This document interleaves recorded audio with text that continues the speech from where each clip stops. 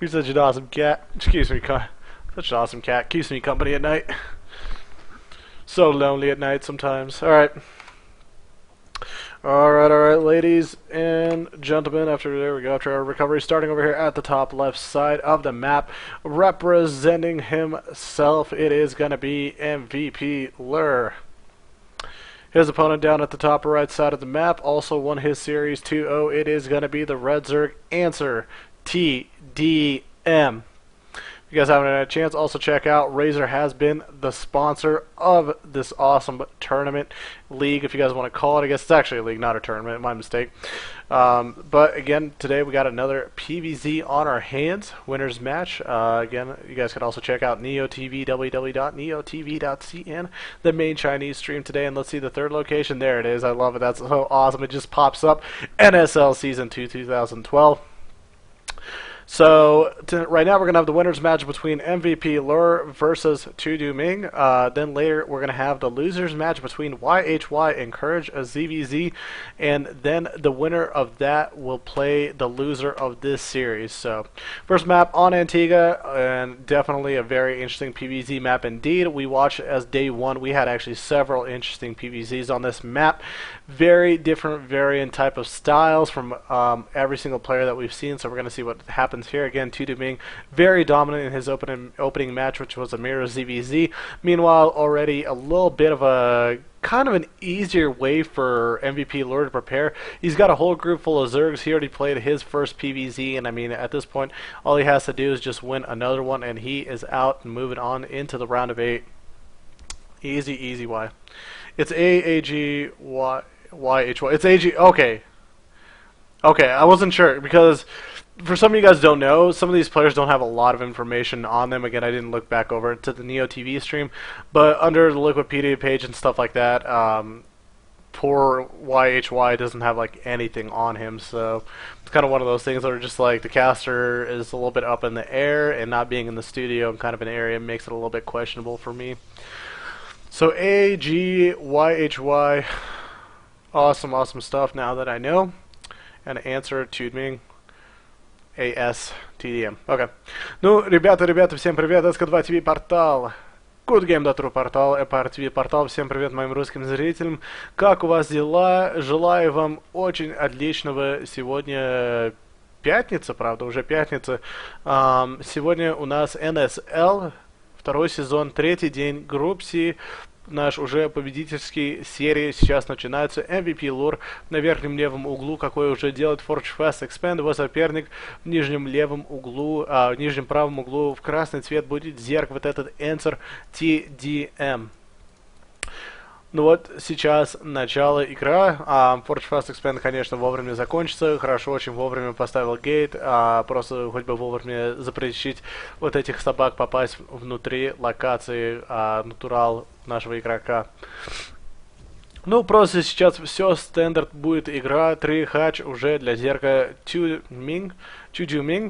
Его соперник сейчас MVPLure, корейский игрок. Он просто, как прошлые игры, сейчас то же самые вещи делает. Он Nexus первого пошел, потом Forge, потом Gate. Это просто типа стандарт билда. Он чуть-чуть жадничает. Ну, для него это, конечно, никакая беда. Очень интересная статистика. Вместо на 3 газ ставить, он сейчас 2 только проб поставил на газ. Значит, чтобы просто у него хватало минералов для Warp Gate Upgrade, чтобы у него хватало минералов просто для Robotics тоже, или для чего он планирует. Ну вот, он уже показывает 3-го, 4-го газа, и это означает в 2 вещах. Или сейчас он, наверное, пойдет за очень быстро в Immortal Center и All-In с 2 баз, или потому что у него такие раны, 3-й, 4-й газ, он может сейчас будет планировать пойти в Stargate Play.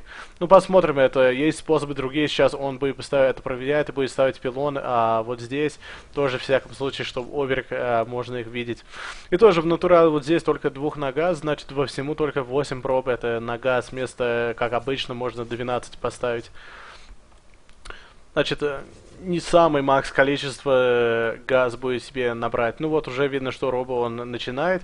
И из-за вот этого я сразу буду думать, что, наверное, или он планирует пойти в Immortal Center и All-In, или он просто сейчас будет набивать юнитов, чтобы он мог выйти из его натурал и безопасность это себе приобрести 3-ю локацию. So here we go, guys. Did you get to observe games? Do you mind turning up the graphics? I could try. I actually don't mind. I'll try here after this game, so just give me a chance, guys. Yeah, yeah, I'm actually in game right now obsing myself, so it's kind of a little bit of a fortunate thing. Definitely like doing that rather myself, so I know exactly what's going on unless I have some professional do it for me.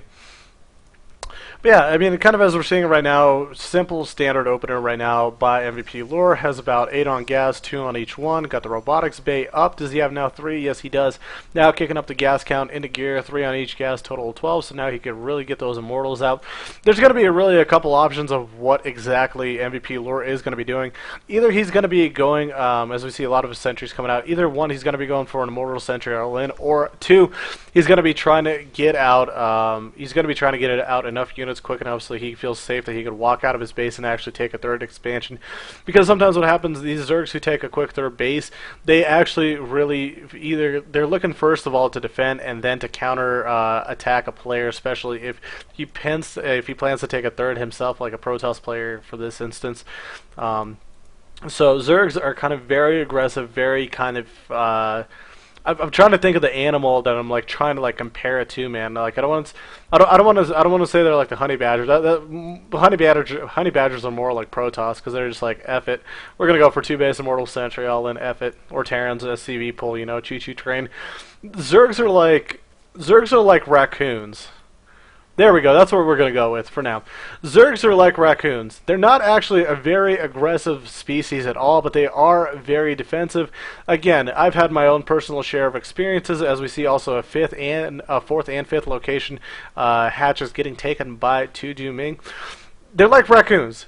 They're going to be a little bit defensive. They're going to protect their young, especially the mamacoons, man. The mamacoons are very scary. I've been fairly introduced to one myself. I was in Kansas a couple years ago working in the oil fields, doing some petroleum engineer work. Actually, it was more like 3-4 years ago, but we're in this little building trying to get this old well, this whole pump out, and there's like this family of raccoons. There's this family of raccoons, and there's this, you see all these like little baby ones kind of like nesting around, walking around, and then you see this like big fat, this big fat raccoon just kind of like sitting there and like glaring at me, big orange eyes, and it scared the absolute crap out of me. I'm just like, oh my god, is this even real? And it happened to be like a mother like raccoon, and it like basically, yeah, don't fight with those, because when we try to get on in there, try to get them out of there, she tried to attack us, and that was probably one of the scariest experiences of my whole entire life. So yeah, don't do that. Don't face raccoons, especially mother raccoons. They'll fight, man. They'll fight, they'll scratch, they'll claw. It's a scary thing. Looking back into the game, TooDming, he's got a nice Ling Muta composition, basically what Courage did last series trying to do this. And this might seem like some kind of Chinese metagame where they feel more comfortable going with Ling Muta versus the typical standard Infestor Broodlord. But again, when these type of compositions do come out, you do have to do some sort of damage, because to invest in this many Mutas, and eventually, he's adding 7 additional more, you have to do some sort of damage.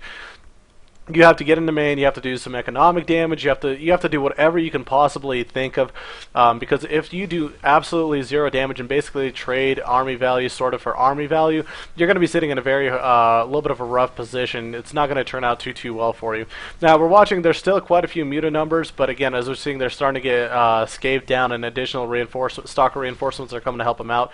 And again, that's kind of the problem, because what it does, if the Zerg player can actually do some sort of serious damage to the Protoss with these Mutas, he's going to fall behind. He's not going to have necessary strength and defensive units, typically like Infestor Broodlord, and that's going to open up really nice timing pushes off of 3 base for Protoss players. And as we see right now, this is exactly what's happening, and I'm very, very concerned for TooDming, because he needs to get some sort of damage done right now.